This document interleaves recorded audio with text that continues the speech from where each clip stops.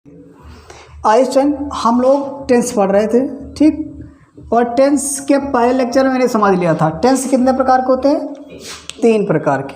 Present indefinite मतलब कह सकते हो कि प्रेजेंट है ना, प्रेजेंट, पास्ट एंड फ्यूचर, ये मेरे क्या थे, 3 टेंस थे, ठीक। और तीनों के 4 प्रकार थे। पहला कौन सा था, आप बताओगे, इंडेफिनिट, कॉन्टिन्यूअस, आगे परफेक्ट कॉन्टिन्यूअस, ठीक। सभी के भाग मैंने सीखा।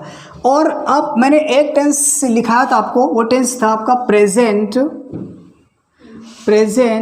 Indefinite tense. ये टेंस हम लोग पढ़ रहे थे और इसमें से क्या क्या पढ़ लिया था मैंने, इसका अफर्मेटिव पढ़ लिया था, नेगेटिव पढ़ लिया था। आज मैं इसका कराने वाला हूँ इंट्रोगेटिव। क्या कराने वाला हूँ, इंट्रोगेटिव को मैं सी पार्ट से डिनोट करूँगा, ठीक है। इंट्रोगेटिव कराएंगे, ठीक।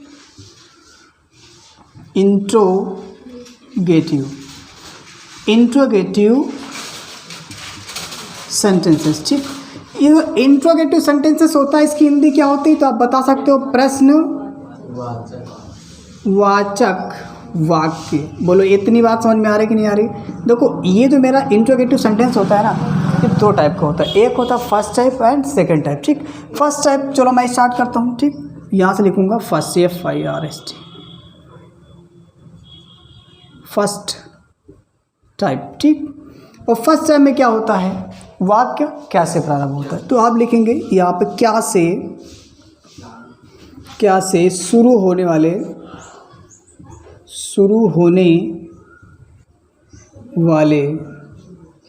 वाक्य। बोलो इतनी बात समझ में आएगी नहीं, कोई दिक्कत नहीं।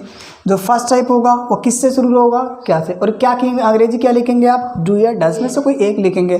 तो मैं इतना लिखाने के बाद अब आपको लिखाता हूँ क्या, स्ट्रक्चर। क्या लिखाता हूँ, स्ट्रक्चर। और स्ट्रक्चर किसका होगा, तो आप बताओगे प्रेजेंट इंडेफिनिट के इंट्रोगेटिव के फर्स्ट टाइप का स्ट्रक्चर क्या होगा, आप बताएंगे हेल्पिंग वर्ब, इसकी जो होगी डू या डज, उसके बाद सब्जेक्ट, फिर वर्ब, फिर ऑब्जेक्ट। बात समझ में आ रही कि नहीं आ रही। अब मैं इसका स्ट्रक्चर लिख चुका हूँ, अब लिखाएंगे टेंस, ठीक। इसके डायरेक्ट सेंटेंस कराएंगे आपको, ठीक है। इतनी बात समझ में आ रही। अच्छा एक बात बताना, अब थोड़ा सा मैं फिर लिखा देता हूँ यहाँ पे, ये डू किस किस के साथ आता है, तो मैं लिखा दूंगा यहाँ पे कर्ता जैसे आप ले लीजिए, कर्ता को हम क्या कहते हैं, सब्जेक्ट। क्या कहते हैं, सब्जेक्ट क्या होता है, तो आप बता सकते हो सब्जेक्ट वो होता है जो कार्य करता है, उसे हम क्या कहेंगे, कर्ता। जिसके विषय में कुछ कहा जाता है वही मेरा क्या होता है, सब्जेक्ट मतलब कर्ता। तो यहाँ लिखेंगे कर्ता, ले लेते हैं आई वी यू दे। ये किस प्रकार के कर्ता हैं, किस प्रकार के सब्जेक्ट हैं, तो आप बताएंगे प्लूरल सब्जेक्ट है, ठीक है। और यहाँ पे लिखेंगे के साथ क्या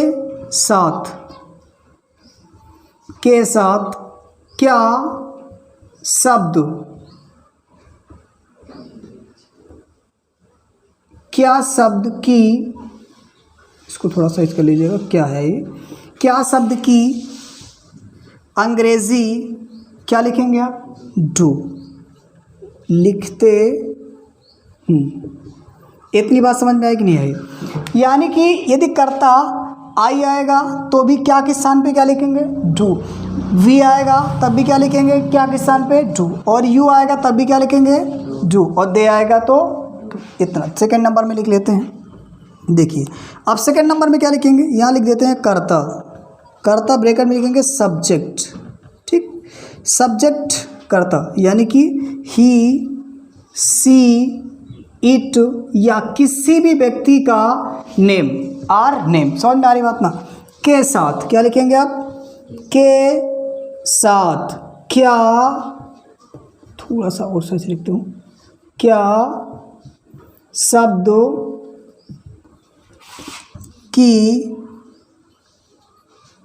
अंग्रेजी क्या लिखेंगे आप, डस लिखते हैं। नीचे दिख रहा ना, इतनी बात आई समझ में कि नहीं है, समझ लेते हैं भाई। मैंने कहा कि अगर कर्ता ही आया तो ही के साथ जो क्या होगा उसकी अंग्रेजी क्या लिखेंगे, डज। और सी के साथ क्या होगी, डज। ईट के साथ क्या होगी, डज। किसी का नाम आएगा, राम आया तो राम के साथ डज, सीता आए तो डज, श्याम आए तो डज। इतनी बात समझ में आएगी नहीं। अब इतना नोट करिए, फिर मैं इसको इरेज करा के सेंटेंस लिखा रहा हूँ, फिर आपको ट्रांसलेट करवा देता हूँ उसका, ठीक है। आइए अब मैं कुछ सेंटेंस आप लोगों के लिए लिख दिया हूँ, अब इसे मुझे ट्रांसलेट करना, ठीक। जैसा कि आप जानते हो इसका स्ट्रक्चर क्या होता, do or does plus subject plus verb plus object plus question mark. ये दिख रहा है ना ऊपर, देखो समझो। एक बात बताना, अब यदि मुझे सब्जेक्ट का पता लगाना है, किसका, सब्जेक्ट, तो सब्जेक्ट का पता लगाने के लिए हम कौन से वर्ड का इस्तेमाल करते हैं, हूँ। किसका, हूँ मतलब कौन, किसका प्रयोग करेंगे आप, कौन। समझ पा रहे हैं कि नहीं समझ पा रहे हैं। यदि मुझे ऑब्जेक्ट का पता लगाना हो तो ऑब्जेक्ट के लिए क्या लगाते हैं आप, व्हाट, क्या, क्या प्रयोग करेंगे, क्या, या होम, किसे। बात समझ में आ रही है। दो शब्दों से मैं किसका पता लगाता हूँ, ऑब्जेक्ट, क्या या किसे, ठीक है। और बचा वर्ब, तो वर्ब तो आप समझते हो जो मैं करता हूँ। यहाँ पे काम, जैसे मैं पहला सेंटेंस देखूँ, लिखा हुआ क्या वह गीत गाती है, तो यहाँ काम कौन सा हो रहा है, गीत गाने का हो रहा है, तो ये मेरा क्या हो गया, वर्ब। बस समझ पा रहे हैं ना। देखो अब मैं इसका अगर ट्रांसलेट करना चाहूँ तो सबसे पहले मुझे क्या चाहिए होगा, क्या की मीनिंग। वो क्या की मीनिंग के लिए आपके पास दो ऑप्शन है, एक या तो आप क्या लिखेंगे डू, या फिर क्या लिखेंगे डज। मैंने आपको बताया यदि सब्जेक्ट मेरा सिंगुलर है, एसएस है, उस कंडीशन पे मैं क्या लिखता हूँ, डज। और यदि सब्जेक्ट मेरा प्लूरल है, बहुवचन है, तो क्या लिखेंगे आप, डू। अब सोचो, अच्छा अभी मैंने डू डज सब सब्जेक्ट बता दिए ना, सिंगुलर और प्लूरल, कोई दिक्कत नहीं होनी चाहिए। अब आगे देखिए इस जगह पे, यहाँ पे देखिए, सबसे पहले क्या, क्या से पहले सब्जेक्ट पता लगाओ। सब्जेक्ट मेरा क्या है, वह, सिंगुलर सब्जेक्ट है, क्या है। अब ये बताओ, वह दो होते, एक लड़की के लिए और दूसरा लड़की के लिए, पुरुष के लिए, स्त्री के लिए, दोनों के लिए वह का इस्तेमाल करते हैं।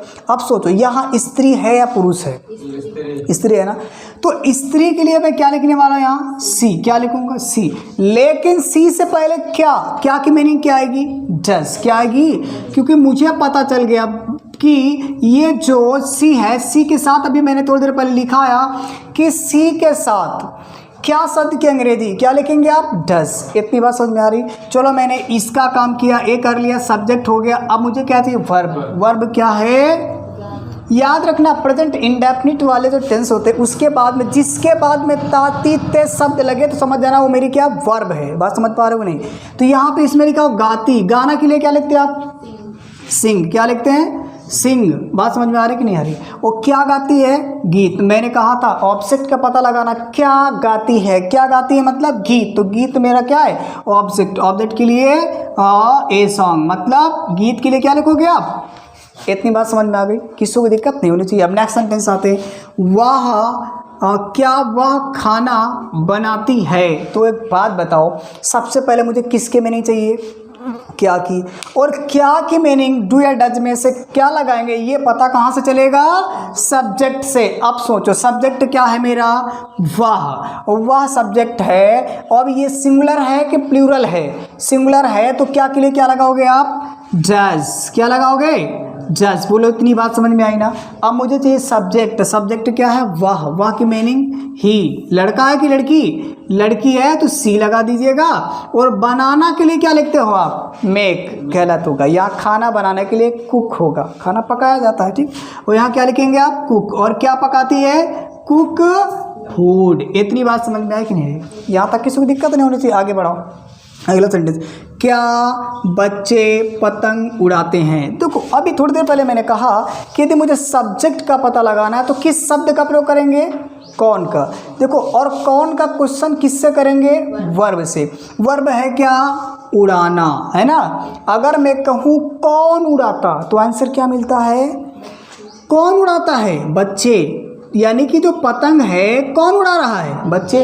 तो मैंने कहा कौन शब्द से जो शब्द मिलेगा वही मेरा क्या होगा, सब्जेक्ट होगा। बात समझ पा रहे हो ना। तो यहाँ क्या, अच्छा एक बात बता दो, सब्जेक्ट है सिंगुलर है या प्लूरल है, प्लूरल है, तो प्लूरल के लिए यहाँ क्या लगाएंगे आप, डू लगाएंगे। और यहाँ बच्चे बहुत सारे हैं तो क्या लिखेंगे आप, द चिल्ड्रेन। इतनी बात सभी को समझ में आ रही होगी। अब क्या चाहिए, स्ट्रक्चर देखा जाए तो इतना काम हो गया। अब चाहिए वर्ब। वर्ब है क्या? उड़ाना। और उड़ाना की मीनिंग क्या होती है? फ्लाई। क्या होती है? फ्लाई। इतनी बात समझ में आई? और क्या उड़ा रहा है? पतंग। Fly the kite. इतनी बात आ रही समझ में? कोई दिक्कत नहीं होनी चाहिए। आगे देखिए, क्या वे निबंध लिखते हैं? तो बोलो क्या की मीनिंग क्या लिखेंगे आप? क्या की मीनिंग क्या लिखेंगे? डू, क्योंकि सब्जेक्ट मेरा प्लूरल है तो क्या आएगा यहाँ पे? डू। उसके बाद सब्जेक्ट। सब्जेक्ट क्या है? वे। वे के लिए दे। उसके बाद वर्ब। वर्ब है लिखना। लिखना की मीनिंग राइट। क्या लिखते हैं? निबंध। और निबंध के लिए क्या लिखा जाता है? एन। ऐसे इस बात को आप याद रखेंगे तभी समझ में आएगा काम, अदरवाइज नहीं। इतनी बात आ रही है समझ में? अगला सेंटेंस, क्या हम गीत गाते हैं? सब्जेक्ट का पता लगाना है तो क्या करेंगे आप बताओ? कौन गीत गाता है? तो आंसर मिला हम। बस समझ पा रहे हो? क्या गाते हैं? आंसर मिला गीत। तो क्या से आंसर मिलेगा? ऑब्जेक्ट। कौन से आंसर मिलेगा? सब्जेक्ट। और मैंने कहा जिन वाक्यों के बाद में ताती ते लगा हुआ वो मेरी क्या होती है? वर्ब होती। तो बात समझ में आ गया होगा। ये मेरा क्वेश्चन वर्ड, ठीक, और ये मेरा सब्जेक्ट। और गीत क्या है? ऑब्जेक्ट है। और गाते क्या है? वर्ब है। एक बात याद रखो, जो प्रेजेंट इंडेफिनिट होता है ना, इसमें है, हूँ, हो, इन सब की मीनिंग मैं नहीं लिखता हूँ। इस बात को याद रखना, ठीक है। देखो चलो, क्या की मीनिंग क्या आएगी? डू। क्या आएगी? डू। डू क्यों आएगी? क्योंकि सब्जेक्ट मेरा बहुवचन है, ठीक है। और हम के लिए वी। इतनी बात समझ में आ रही कि नहीं आ रही? और गाते की मीनिंग सिंग। और क्या गाते हैं? गीत। और गीत के लिए आ सॉन्ग। बोले समझ आया ना? क्वेश्चन ना लगाइएगा, अदरवाइज सेंटेंस रॉन्ग, ठीक है। आगे बढ़ाओ। देखो यहाँ लिखा, क्या सरला बांसुरी बजाती है? बताओ क्या बजाती है? क्या से आंसर मिला? तो मिला क्या? ऑब्जेक्ट। कौन बजाता है? तो कौन बजाता? सरला। सरला क्या है? मेरा सब्जेक्ट। और क्या मेरा बांसुरी क्या है? ऑब्जेक्ट। तो मैंने कहा बाद में ता लगा तो सिंपल सी बात वर्ब है। आपको समझ में आ गया? ये मेरा सब्जेक्ट, ये मेरा ऑब्जेक्ट, ये मेरा वर्ब। बात आ रही क्लियर समझ में ना? तो क्या की मीनिंग क्या आएगी? डस, क्योंकि सब्जेक्ट मेरा सिंगुलर है तो लिखेंगे डस। आगे सरला। क्या लिखेंगे आप? सरला। उसके बाद क्या आएगा? बोलो वर्ब। वर्ब है बजाना। अच्छा बताओ, बांसुरी बजाने के लिए क्या लिखते हैं? आप सभी जानते हो प्ले। क्या लिखते हैं? प्ले लिखा जाता है। क्या लिखा जाता है? प्ले द बांसुरी, मतलब फ्लूट। FLUTE। इतनी बात समझ में आई ना? आगे बढ़ाओ। देखो, क्या तुम अपना काम करते हो? बोलो सब्जेक्ट क्या है? कौन काम करता है? तुम। बात समझ में आ रही है ना? यहाँ से देखा जाए तो पहले देखो, तुम सब्जेक्ट है और ये क्या है? क्या के लिए क्या लिखोगे आप? डू। क्या लिखोगे? डू। उसके बाद सब्जेक्ट तुम, मतलब यू। कोई दिक्कत नहीं है, स्ट्रक्चर के हिसाब से कर रहे हैं। डू डज हो गया, उसके बाद सब्जेक्ट लिख दिया। अब क्या चाहिए मुझे? वर्ब। वर्ब है क्या? तो आप समझ रहे हो, वर्ब मेरे पास है काम करना। और काम करने के लिए डू द वर्क या फिर वर्क एक ही कर दी, जैसे आपकी मर्जी। तो मैं लिख देता हूँ डू द वर्क। क्या लिखता हूँ? पहले डू लिखूंगा, ठीक, फिर अपना काम। तो एक बात समझना, ठीक है। हाँ, यहाँ पे यू के साथ अपना के लिए योर, वी के साथ अपना के लिए अवर। क्या होगा? अवर। सी के साथ हर, और ही के साथ क्या होगा? हिज। ये बहुत मारेंगे तुमको सबको, ठीक है। Do your work. क्या हो जाएगा? Your work. बोले समझ आई बात कि नहीं आई? यहाँ तक किसी को दिक्कत नहीं होनी चाहिए। आगे बढ़ाते हैं। तो आगे लिखा, क्या मैं फूल तोड़ता हूँ? बोले सब्जेक्ट क्या है? मैं। फूल क्या है? ऑब्जेक्ट। तोड़ना क्या है? वर्ब। सबसे पहले क्या लिखेंगे? डू या डज। सब्जेक्ट सिंगुलर है या प्लूरल है? बोलो सिंगुलर है या प्लूरल है? प्लूरल है तो क्या आएगा यहाँ पे? डू। क्या आएगा? डू। सब्जेक्ट मैं के लिए आई। इतनी बात समझ में आ रही है? अब वर्ब आएगी भाई, सिंपल सी बात। तोड़ना। तोड़ना के लिए क्या आएगा? प्लक। क्या आएगा? PLUCK। प्लक। क्या तोड़ रहा है? फूल। Pluck the flower. बोलो इतनी बात समझ में आएगी नहीं आई? आगे बढ़ाते हैं। देखो, क्या वह आम खरीदता है? सब्जेक्ट क्या है? सब्जेक्ट क्या है? वह। और यहाँ पे आम ऑब्जेक्ट, खरीदना वर्ब, ठीक है, कोई दिक्कत नहीं है। और क्या की मीनिंग क्या आएगी बताओ? According to the subject verb की मीनिंग क्या की मीनिंग क्या आएगी? डस क्यों आएगी? क्योंकि सब्जेक्ट मेरा सिंगुलर है, डस। और यहाँ सब्जेक्ट वह के लिए ही। सॉरी एस से छूटिएगा था, आप चाहिए ना। उसके बाद क्या करेंगे आप, खरीदना, खरीदना के लिए बाई, BUY, बाई क्या खरीद रहा है, बाई द मैंगो मतलब आम, कोई दिक्कत नहीं है। आगे बढ़ाओ। क्या वे साइकिल चलाते हैं, सब्जेक्ट क्या है वे, वर्ब क्या है चलाना, ऑब्जेक्ट क्या है साइकिल, क्या आपका क्वेश्चन वर्ड, तो बताओ क्या के लिए क्या लगाओगे आप, डू दे, ठीक है। और उसके बाद चलाना के लिए क्या होता है, ड्राइव, क्या होता है, ड्राइव, क्या चलाते हैं, ड्राइव द साइकिल, CYCLE। नहीं समझ में आया, अब आप इतना नोट करेंगे फिर आगे आपको बताएंगे, ठीक है, नोट करिए। आई स्टूडेंट, अब मैं प्रेजेंट इंडेफिनिट के इंट्रोगेटिव का सेकेंड टाइप, ठीक, सेकेंड टाइप, चलो मैं यहाँ लिखता हूँ सेकेंड टाइप, ठीक है। सेकेंड टाइप मतलब वाक्य के बीच में प्रश्न सूचक शब्द वाले वाक्य, ठीक है। यहाँ लिखेंगे वाक्य के बीच में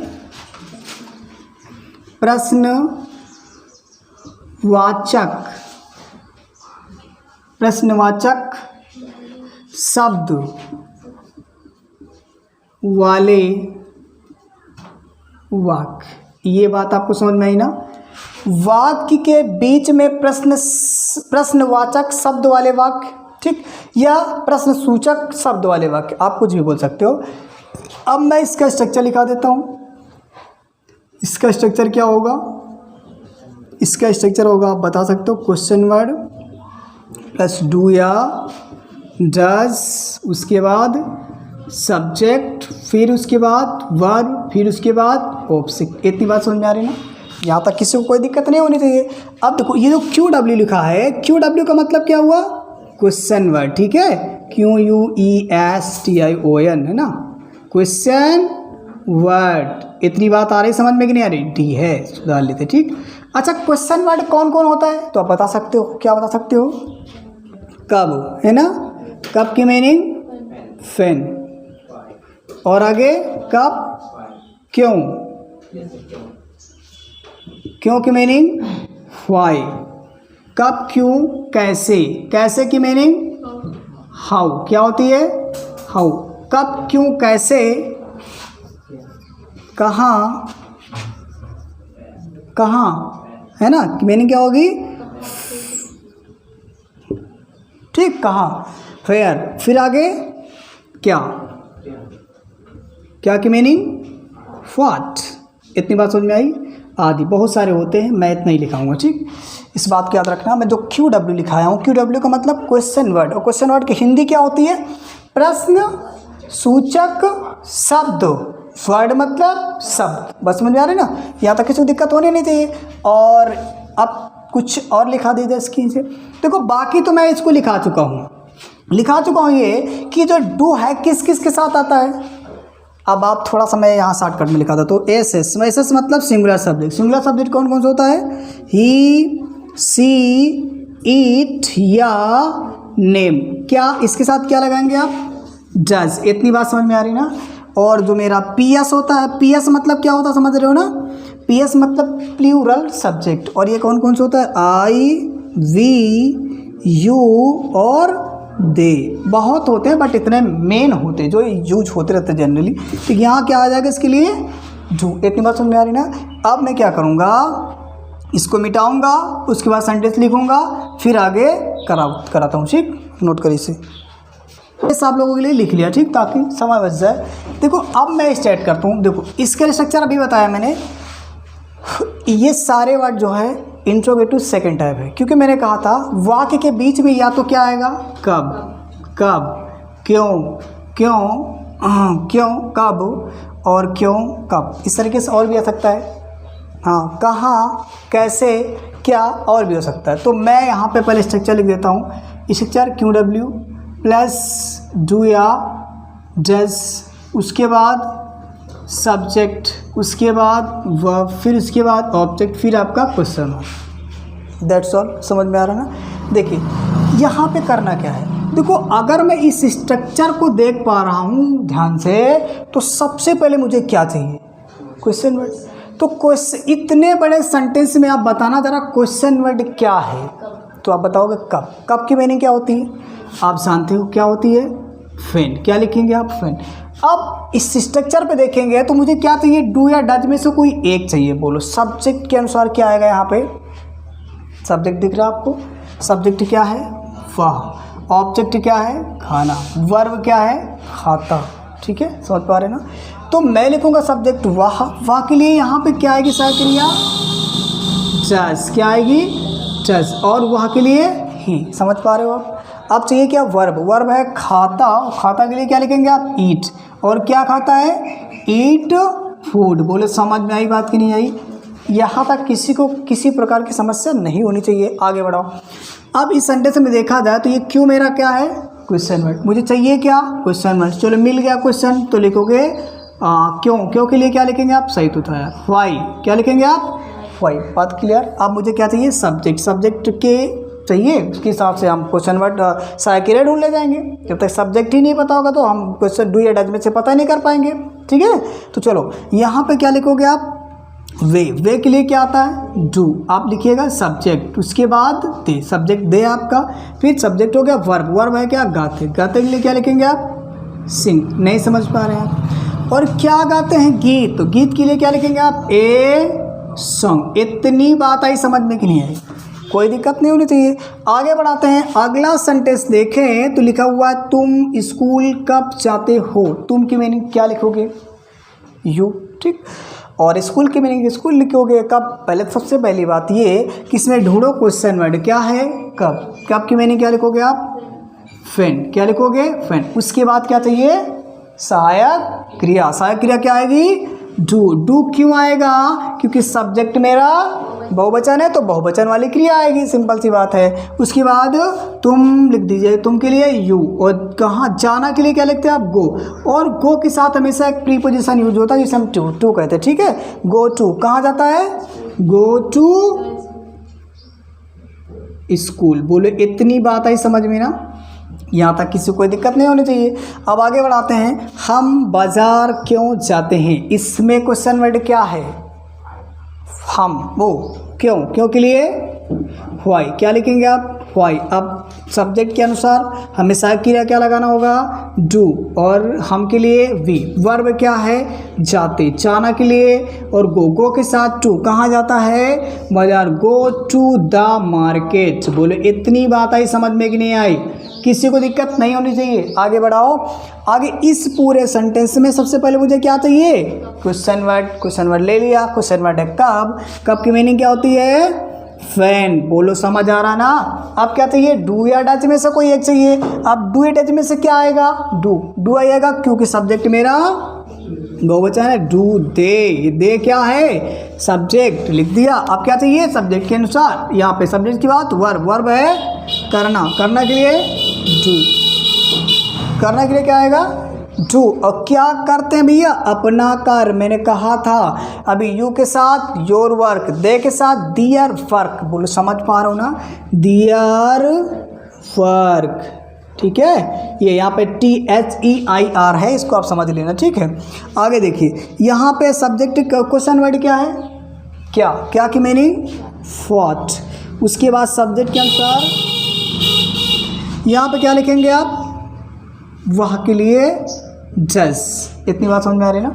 आगे बढ़ाते हैं तो फिर ये वाह। वाह की मीनिंग क्या लिखिए आप? ही। और खाना के लिए ईट। ये मेरा सेंटेंस कंप्लीट हो गया। आगे देखिए। वे अपना काम क्यों करते हैं। इसमें क्वेश्चन वर्ड क्या है? क्यों। क्यों के लिए क्या लिखोगे आप? व्हाई। उसके बाद सहायक क्रिया क्या लगाओगे आप? डू या डज? डू, क्योंकि सब्जेक्ट मेरा बहुवचन है तो आप क्या लगाओगे? डू के साथ यहाँ सब्जेक्ट दे। उसके बाद वर्ब क्या है? करना हो। करना के लिए डू। अब देखो अपना काम, फिर आ गया अपना काम। दे के साथ अपना के लिए क्या लिखेंगे आप? Their work. इतनी बात समझ में आ रही होगी आप सभी को? ठीक है, अगला सेंटेंस, लास्ट सेंटेंस बचा हुआ, मैं स्कूल कब जाता हूँ। तो क्वेश्चन वर्ड कब की मीनिंग व्हेन। सहायक क्रिया क्या आएगी, मैं बहुवचन है तो क्या लिखोगे आप डू और आई। उसके बाद वर्ब क्या है आपका, जाना के लिए गो, और कहाँ जाता है, गो टू स्कूल। इतनी बात सभी को समझ में आ गई होगी, ठीक है। अब बस करते हैं दोस्त, यदि यह वीडियो आपको समझ में आया हो, थोड़ा सा भी पसंद आया है तो आप इसे लाइक करिएगा, चैनल को सब्सक्राइब कर लीजिए ताकि आपको इसके बाद वाला मैं पार्ट डालूँ तो आपको नोटिफिकेशन मिल जाए, ठीक। Thank you.